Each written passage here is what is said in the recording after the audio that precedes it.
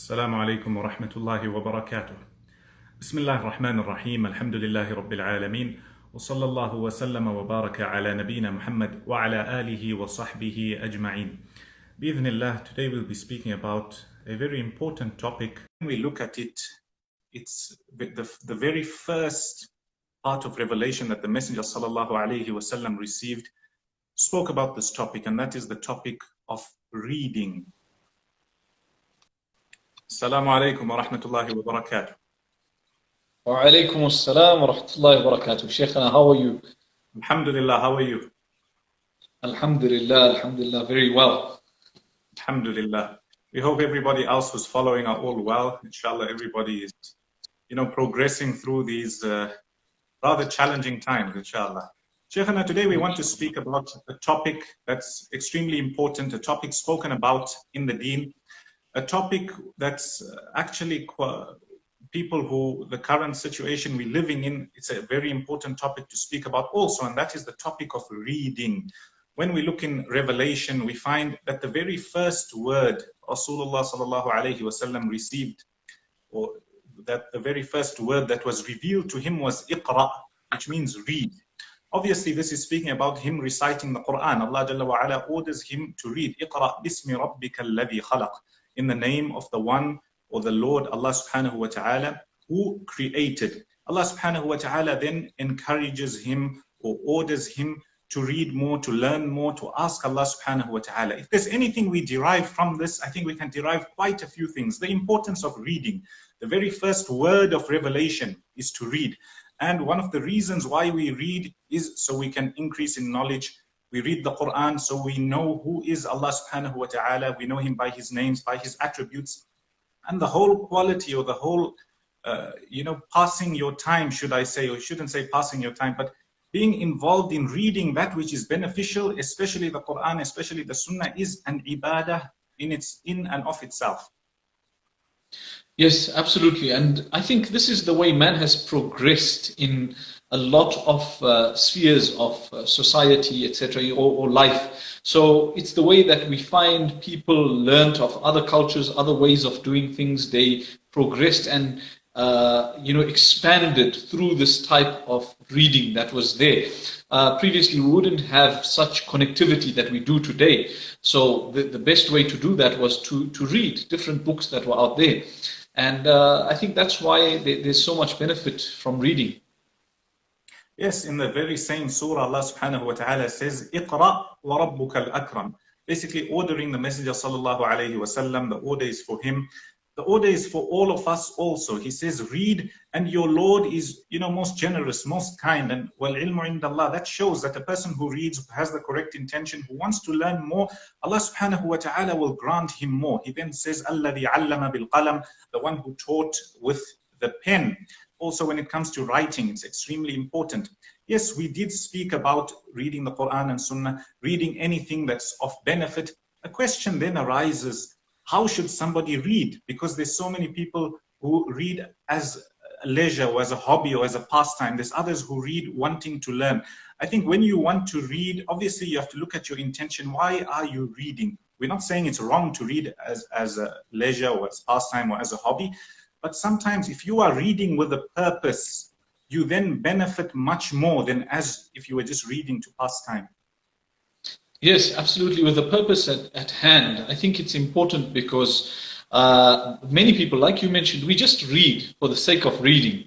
We want to gain information and learn, and sometimes it's just a pastime, especially on your phone when you're just scrolling through things and aimlessly going through stuff. You're not actually gaining something, or you're not going in with a purpose at hand, that this is what I'm going to get from it, and this is how I'm going to benefit from it. So what you mentioned is of utmost importance, which is reading with a purpose. Shaykhana, I know you yourself, from when you were very young, you were always a reader. Maybe if you could tell us a little bit about how you read, what helped you to read? Because if I look at myself, for example, I only really started reading anything after the age of 20. Before that, I must have read 3 or 4 books in my life. And I think obviously you've read much more. So maybe you could speak to us about it and how you carried on reading. What got you started? Why did you read? What kept you going? Wallahi, it's interesting you say that you started from the age of 20 or so. We really started reading because previously I would read a lot, and I spent the bulk of my teens reading. I'd read anything and everything because I was just a bookworm. I loved reading. It was something, for me, it was an escape. I'd leave the realm of my environment by reading. So I'd go into different areas and into, sometimes I'd read novels that were fictional. So they'd take you out of the space that you're in. So it was an escape from, not to say that I had something very bad to escape from, but it was just an escape, a change of scene, so to speak. So, and what I found amazing is that when I read, I develop an imagination of that particular place, time, people, things that are there, that is completely different to a person that's reading the same, another person that's reading the same book. So it gave me, a fantastic ability to travel without having traveled, to be somewhere else without having to actually be there. So I did start like this, but eventually you find as I went to study in Medina, we started reading Arabic books. And I remember there was a time where Sheikh Ismail, our Mufti, he was telling me that, read newspapers. And I'd pick up the newspaper and try to read the newspaper, even though I was still studying the Arabic language. So that was my initial thing with reading. But then I eventually, the phone and the mobile, the advent of the mobile phone actually influenced me a lot. So I started reading a lot more online and a lot less of books, etc. So even when it was a traditional book, I'd look through it online, I'd find it on Google, PDF, something, I'd go through it, and then I'd be reading it online. Obviously, your studies, you do them, your studies with mashayikh, you'll be reading from normal books, but, ordinary pages, etc., with ink and that type of thing. But I think the mobile phone influenced me a lot to start now watching more of YouTube videos and etc. And now of late, I've been going back to my reading from text. So it's just been a whole rigmarole for me, so to speak, yes. When it comes to your reading, do you have these days like a specific time, or do you want to cover a number of pages, whether it's during the day or during the week, maybe your method? Actually, I don't have a specific method at the moment because, time doesn't allow. So I'll just be very busy. And whenever I get a chance, if I get a chance to read through something, I'll go through it, read it. And not specifically only Islamic books. So of late, I've been reading a book called The History of Beekeeping. And it's got, it's a very interesting book because it's fictional, but it's based on what the person thinks will be the future, what was the past, and that's reality, but they've based it on a fictional character, and then the current beekeeping reality, and then what it's going to be like in 2090. So it's a very, very interesting take on things. And this person is of the opinion that bees will be extinct completely. And people will have to literally pollinate plants with feathers. They'll pick up a feather and go and put it into some pollen and then go to the trees and pollinate the plants. So they'll be doing the work of bees because bees would have long been extinct because of the behavior of man on earth. So I find it very, very interesting because it's a different take altogether. You mentioned about reading. When we look at the scholars who came before also, we find, yes, obviously they spoke Arabic, and we find that sometimes they read in the books of adab. So adab, not talking about etiquette, books of poetry, things that were just to do in Arabic language, a lot of the times to improve their own Arabic, to learn more words. So they have, whether it's mu'allaqat or whatever it may be, they would read and memorize these things. And that was to improve their language, to improve their vocabulary. So they have many more words when they come to speaking a few things. Also, when it comes to understanding the previous text. So the Arabic language, as we all know, it's evolved over time. So what we refer to, some words we refer to today have a meaning that was different to the meaning before. So I think it's important for us as Muslims, even students of knowledge, we read, even if it's not something that's Islamic as per se, but you try to improve your vocab, you try to improve your words, you try to understand a lot more. And I think that's of benefit. And the previous scholars also did that. Sheikhna, what about you? Like, what do you read? I know you're an avid reader. You also listen to a lot of podcasts, etc. What do you do? Well, as I told you, when I was younger, I didn't read much. I think I can safely say, okay, before the age of 18, I must have read 3 books, I think. And obviously, after going to Medina, learning a bit of Arabic, I said, okay, I want to start reading. So I remember one of the holidays, whether it was the first or the second, I brought home Tafsir ibn Kathir and a few other books, and I said, right, I'll start reading. Now, we were still learning the Arabic language at the very beginning, so it's those who know it's very difficult to read a lot. So you find you'll be reading 15, 20 minutes and you haven't really passed the first page. Also, when you're reading in a different language, at the very beginning, you want to know every word, which I think is a mistake. You should know the gist of the sentence and move on. Eventually, you'll get it. At the beginning, if you're learning a language and you try to know every single word that you're reading, you won't pass 3 lines. So after that, I used to read a lot. I tried to start reading, develop a habit in reading. Thereafter, a few years passed, my Arabic became a bit better, and I started reading more tafsir, Sahih al-Bukhari. For example, the Hadith podcast was something not planned. So I had been reading in Sahih al-Bukhari for about 3 years. And what I also read, something very interesting, is that I read one of the scholars, he, as far as I know, it's Ibn Badran. He said that when you read a book, you must read it in such a way that you must feel that you'll never get back to it. I.e., so take everything you need to one time and imagine that book will be taken away from you forever and you won't get anything back. So I remember when I first started, I said, you know what?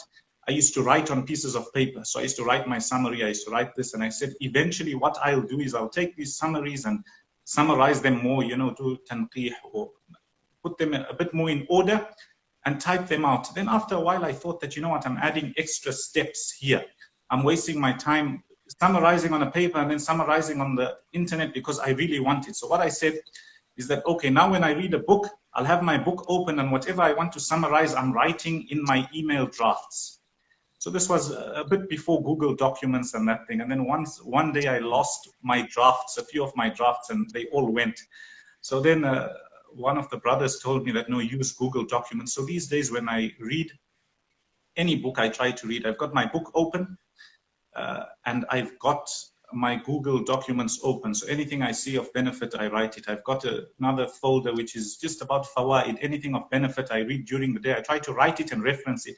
Because so many times I'm more of the type who's a bit more lazy on this side, where in terms of writing down, and I say, no, I'll remember this, I'll never forget it, I'll remember it.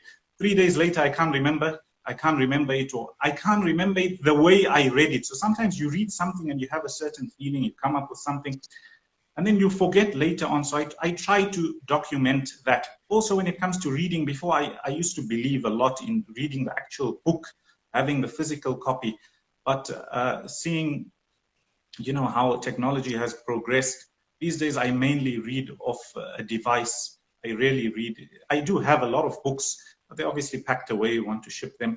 So I made a habit to read on a device, whether it's the phone, whether it's an iPad, anything, and I've got Google Documents open somewhere. So for example, if I'm reading in Sahih al-Bukhari, I try to read a little bit. This hadith, I want to speak about it, I write the number. Even Sahih al-Bukhari, I don't read in the book now because my books are packed. So I read on the app. There's an app called Jami' al-Kutub al-Tis'ah, where the 9 books of hadith, they've put them all and you can bookmark it, you can write your notes. So I just write the number of the hadith, what's it speaking about and what I want to say about it. So I've got a few collections like that. And then I try to read slowly. Of late, of the last week or two, I've heard a lot of people speak about audiobooks, and I always believed it not to be reading. They say we read a book, i.e. we listen to the audiobook. And I was reluctant, but then I slowly started. So I'm on my second audiobook. I think the beauty is you can play it on twice the speed, and you just sit with your notepad. So anything of benefit, you write it down, you write it down, you write it down, your Google Documents. And yeah, I think that's where I've progressed. So these days I try to read in the Quran. Obviously, I'm interested in tafsir or tadabbur, so to speak specifically. And then in hadith, I try to get a few hadith every day in Sahih al-Bukhari, because if you look in Bukhari, there's about 6,000 odd hadith which have been, he mentions a hadith, he also repeats the same hadith at times, 3, 4, 5 times during the book. So there's about 6,000. And if you read only 10 a day, you would take 600 days to read it. That's almost 2 years. So I think that if we want to cover that, we have to have some sort of program in place. Not to say I'm the best at sticking to any program, but you try. But what I noticed is of most benefit for myself is that when I'm reading, if I write down the little that I benefited from, I can always reference it. Because so many times when you're reading a book, on one page you'll come across 3 or 4 or 5 or 10 things of benefit, and you get to the next page, and the next page we forget. And then you say that, you know what, I read this somewhere. Where did I read it? You're not really sure. So yeah, I think that's how we've progressed. Wow, mashallah, you've got a really in-depth way of reading and writing. You've given us a lot of depth into how you read and you write down your notes, etc. I think people can really benefit from this, because most of us, or I can't speak for others, but I can say for myself safely that I'll read solely to generally grow my knowledge, and to understand, and I'll remember part of what I've read, etc. So I think I can learn from this as well, where you read and you write. Of course, we've heard of this before, but this is a very practical explanation from you as to how to go about it. I think it can work for me as well. I mean, somebody else might have a different methodology, but it's something that I can really put into practice, because I fully agree with you where you say that you've read something and within 2-3 days you've forgotten it completely. At times, even posts, I'll come up with them at a particular time, and I'll think, impossible I can forget this. And literally about 4 or 5 hours down the line, you're thinking, okay, it was about that, but what was it exactly? Because so much has happened in between that, that's now out of your mind. So I think this is very, very important. What you mentioned of reading it like you're never going to come back to it again. Absolutely, 100%. Yes, and also sometimes I do have some books that I'll read just for the sake of reading, for the sake of growing, for the sake of getting the idea. So I've got books I'm reading, for example. I've got books I want to study, so to say. There's books I want to take out benefit. There's books I just want to know what's going on. And there's one sheikh I remember who mentioned before, one day I heard his lesson, and he said, whenever you open a book, try to read the introduction. So it tells you about the book, what they're speaking about. And I always found myself skipping through this first part. And he said, one of the reasons is, if you read it, you know what the author is going to tell you later on. Generally, they say that, okay, we're going to mention this, or this is our methodology when writing. So instead of you, for example, saying that, oh, this author didn't cover everything in the seerah, but if you read the introduction, he would have told you that he's only going to mention it in brief, and he's only going to mention certain parts of it. So it gives you a head start. Also, knowing who wrote the book is of benefit, when they lived roughly, not only as general knowledge, but also the circumstances they lived in. Another important thing you touched on is that with now audiobooks, podcasts, try to listen to that which is beneficial. I remember on my commute when I used to drop off my wife to school, generally going and coming and then going again to pick up and coming back, I think that was my time to listen to podcasts. So now it's holidays, I haven't really listened too much. But I found that I grew a lot. And the funny thing is that none of the podcasts I listened to Islamic podcasts, so to say. But I was reading other Islamic books, listening to Islamic lessons, etc. But I think I've got to a stage in life where I truly believe that we have to gather between the two. Before I wasn't more like that, but now I really believe that it's important to gather between the two, because wherever you look, whether you look at the Seerah, whether you look at Khulafa al-Rashidun, you find that they gathered between the two, but the difference between them and a person who's living for this world is they used it as a means. It wasn't their do-all and be-all and their goal, so to say, but it's important. Yes, absolutely. Absolutely, 100%.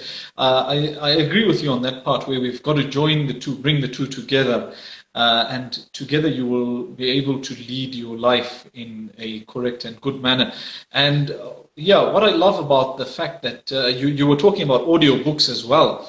this is something that someone who doesn't like to physically read, a book or scroll through the book online, etc., they can actually benefit from this. So listening to the book itself, if they're lazy, so to speak, to pick up a book and read, and they just lying in bed or they're going somewhere, they can plug it in, listen to the audiobook, and you benefit so much from it because you listen to the person's expression, the way they come across, how they come to a full stop, etc. There's so much to learn and so many different ways to learn today.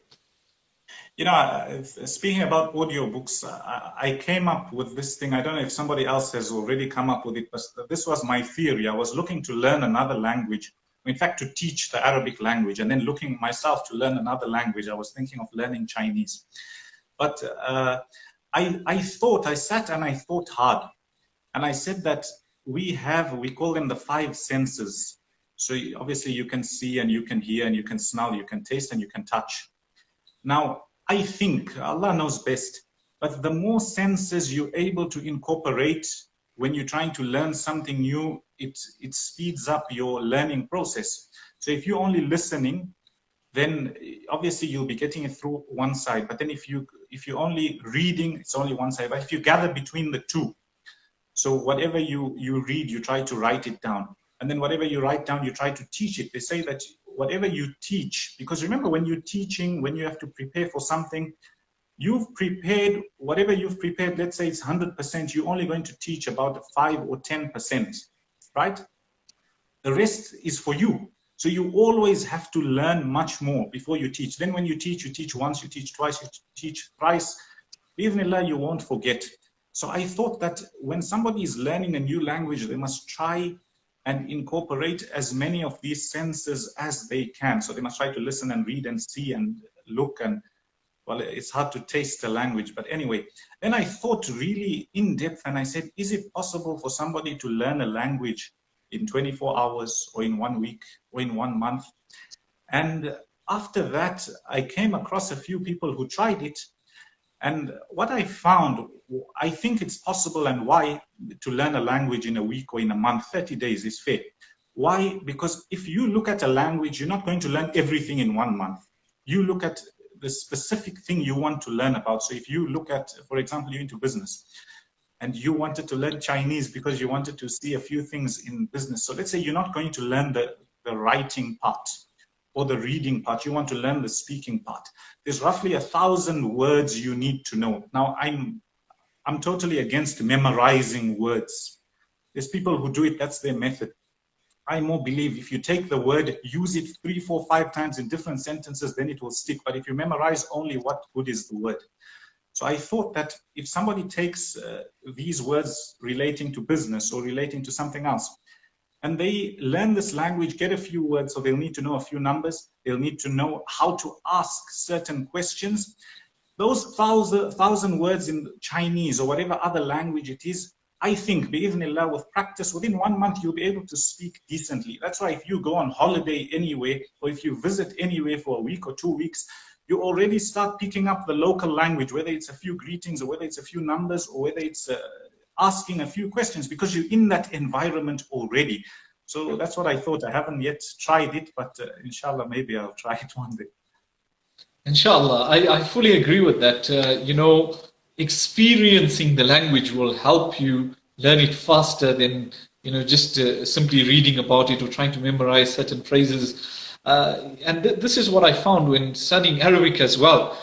We had studied a lot of it, by text, and we knew what the text had to say, etc. We could read it and understand it, but I couldn't speak it. And when I went to Medina, initially I was very shy to speak. I wouldn't, engage in discussion, fearing that I'd make a mistake. And then I remember, I don't know what got me out of my shell, but I started speaking to different people and making mistakes, and they would correct me. And there was one incident where I was standing in a queue to buy some coupons or something of that nature, and I made a mistake and everybody laughed. And I said, no, that's good. That's excellent, because the fact that they laughed taught me as well that this year, and that word, I never forgot that this is how I'm supposed to say it. So I think what you've mentioned of experiencing it is absolutely important. You can learn with different senses, your eyes, your ears, touch, etc. And like you said, I don't know how you can taste a language, but yes, subhanallah, there's a lot. Maybe if you taste their food and then you learn the name of the food, etc., it can teach you as well. So yeah, there's so much beyond the book that you can do to learn a language. Yeah. You know what I found, that when you immerse yourself in trying to learn something of benefit, whether it's a language, whether it's something else, you find the world then becomes an abundant place. You forget the fact that time is going too slowly. You forget the fact that you depressed or sad or everything is going wrong in the world. In fact, you'll find that you've got no time. You just want to do this and this and this and this and everything. And you find that, subhanAllah, life is enjoyable, so to say. Enjoyable, it has a bit of that stress to achieve something, but it's enjoyable.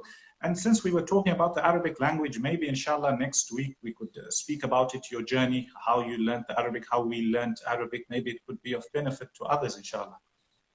Inshallah, Shaykhana. I think there's been a lot of good points that you've mentioned here as well. Alhamdulillah, and we Shaykhana, really let's learn. say there's a lot of people who follow of different ages. There's those who read, there's those who don't read. Would you encourage somebody at, obviously you would, but whether they're 12 years old or much older, those who are not reading, what would your advice be to them?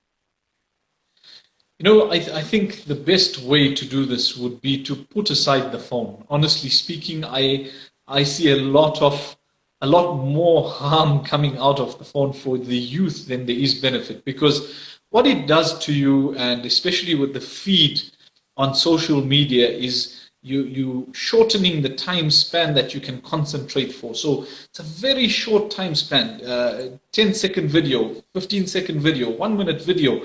2 minutes is already too long. So what happens is you creating a situation where your mind has to be constantly stimulated in order for you to be focused. Whereas with reading, you're going to reach portions where you won't really want to read it, but you'll go through it because you enjoy the process. It's a long process, but it's beautiful. The outcome is a lot more beneficial. You come out feeling elated. You come out feeling positive, like you've achieved something. Whereas when you're online and you're just scrolling, I think it trains the mind to be constantly stimulated, and then unfortunately you don't actually enjoy reading, And yeah, subhanallah, I wanted to say something, but let's leave that on one side. Possibly there's more benefit. You mentioned that because I read a lot. Yeah, I read a lot off the phone and off the device, and I found so many times if there's a notification, then even if you don't go into it, it breaks your train of thought. So sometimes it's good to have it on, flight mode or whatever, if you're reading on a device. But you can also read, for example, blog posts or something small of benefit. That's why I was reading somebody, he said that podcasting is the new blogging, and blogs came from books. So if you look at a book that's this big, then a blog is like each chapter. And from there, you've got your Instagram posts, for example. 3 Instagram posts will make your blog post. So obviously, you've got to read that which is of benefit. Not to say you can't pass time in something that's permissible. You can, but also try to build yourself. Somebody who's trying to read, I would say that obviously try to read something, try to gather between the two. So take something Islamic as well as something that will be of benefit to you, something that will benefit you, whether it's in your deen or your dunya. So you can be reading the Quran or the tafsir of the Quran or translation of the Quran. Give yourself 1 page a day, half a page a day, 3 verses a day. Slowly you'll find that you will be able to build up. Also have something of benefit. So let's say you're a doctor or you're a psychologist or whatever you may be, whether it's in your field or something outside. Develop your skill. There's some universal skills that we all need when it comes to speaking, when it comes to interacting with others, when it comes to reading other people's, the way they're behaving and how to deal with them. Those are all skills that are universal. We all need to learn them. Along with that, you try to have some sort of accountability. Don't make it a chore or a burden, but say that, you know what, I've got to get through so much, or I've got to read a little bit. Let's say not the result. Let's say we don't need to get through a page or 2 pages a day. I need to read for 3 minutes a day or 5 minutes a day. I tell you something interesting. I was listening to the founder of one of the big banks in the world, investment bank, a few weeks ago. And he said that he came up with the idea that, you know what, he wanted to do this, take on this project. And he said, so I said, every day, what will I do for the next so long? I will concentrate 5 minutes a day on this project. So he says that he put his alarm for 5 o'clock, from 5 o'clock to 5:05 was time for concentration on this project. He said every day he did it, and after that, obviously, bi'idhnillah, this is the project he's got. So it was very interesting to see and to read and to listen to that. Sometimes it's not how much time you put in. I may read a book where I've already finished the book and I've got maybe 3 pieces of benefit. You may read the first page and take 3 different pieces of benefit. So it's not really the how much, it's what you actually taking away. Yes, absolutely, Sheikhna. And the 5-minute rule really works. You know, you spend 5 minutes on it and eventually you'll end up spending more. And, you know, that mental block also is something where people feel like it needs to be an occasion for me to start reading. Like, okay, I'm going to set aside this time, this date, I'm going to sit and start reading. Don't do that. Don't make it something like it's too big for you to achieve. Rather, when you simplify it and make it such that, okay, let me see what this book has to say and read 1-2 pages. Like you mentioned, you start with 1-2 pages and put it down. Maybe the next day you pick it up again and read some more. You'll find yourself naturally increasing and getting better and better at it. Whereas, and the same goes for Tawbah. You know, people set aside a date. No, I'll make Tawbah on this date. I'll make Tawbah on that. Don't do that. Just do it immediately and keep going and building on it. And then that way you're actually achieving and inculcating something into your life positive very quickly. Sheikhna, we've obviously spoken about the reading part, and the reading part is more the learning of things. So whether it's Islamic knowledge, whether it's whatever it may be, and that's good. However, sometimes when people get too much into reading, they then go down, so they say, the rabbit hole, or they carry on going. They just want to learn and learn and learn and learn, and there's no practice or there's no trying out what you've learned. Obviously, there is a balance. What would you say about this balance of actually learning a new concept, and when the time when you learn it and the time you try it out? Or how do you balance your time in terms of, or how would somebody balance their time when it comes to learning something and doing it? Yes, absolutely. With Islamic knowledge, I think it's important to remember that you've got to implement what you learn. Because, you know, the famous saying of Ali radiallahu anhu, where he says, هَتَفَ الْعِلْمُ بِالْعَمَلْ فَإِنْ أَجَابَهُ وَإِلَّا ارْتَحَلْ. That knowledge is connected to practicing on it. Because if you don't respond to that and you don't actually practice on it, it will leave you, it will travel, it will go away.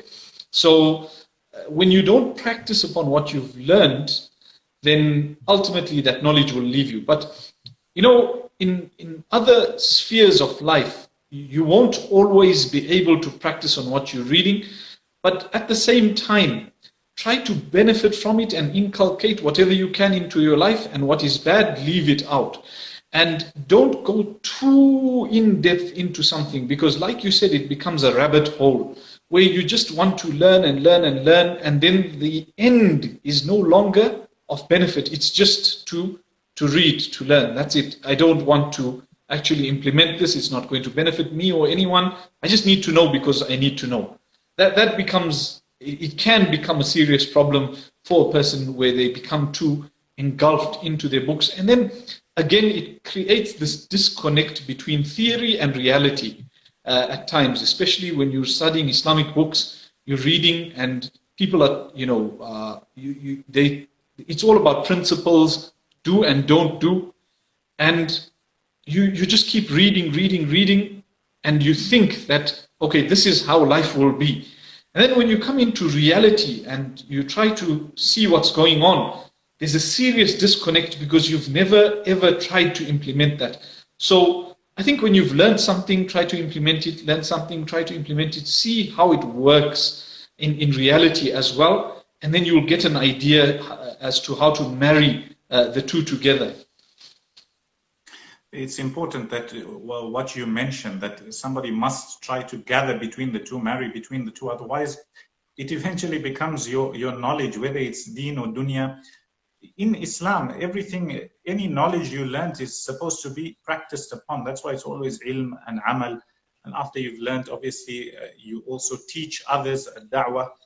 So that's very important to mention. And so many times, or a lot of times, I think, is that when it comes to any specific science, obviously if you're reading about it or learning about it for the first time, and Islamic studies is a little bit different in the sense that we would tell you, if you're starting out, if you go and read the books, there's a lot of things that you're not going to understand.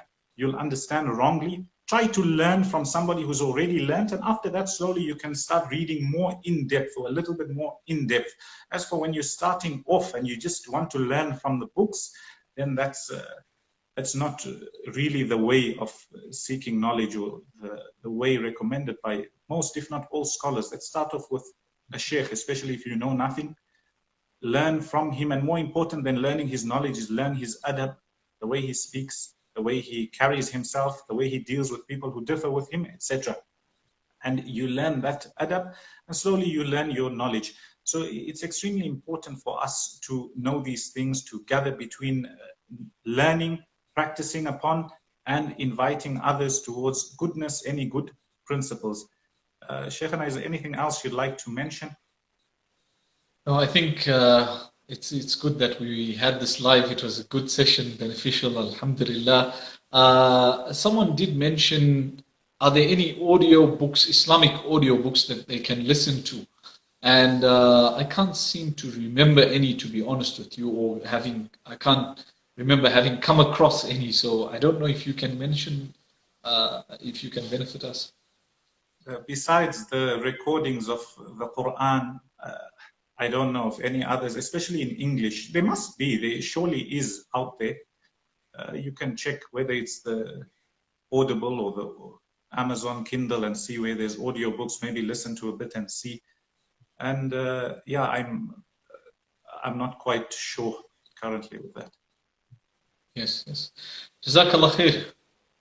Ameen wa iyaakum. Shaykhana, inshallah, maybe next week we can speak about the Arabic language, or unless we think of something else. Yes, I think that's a good topic, inshallah.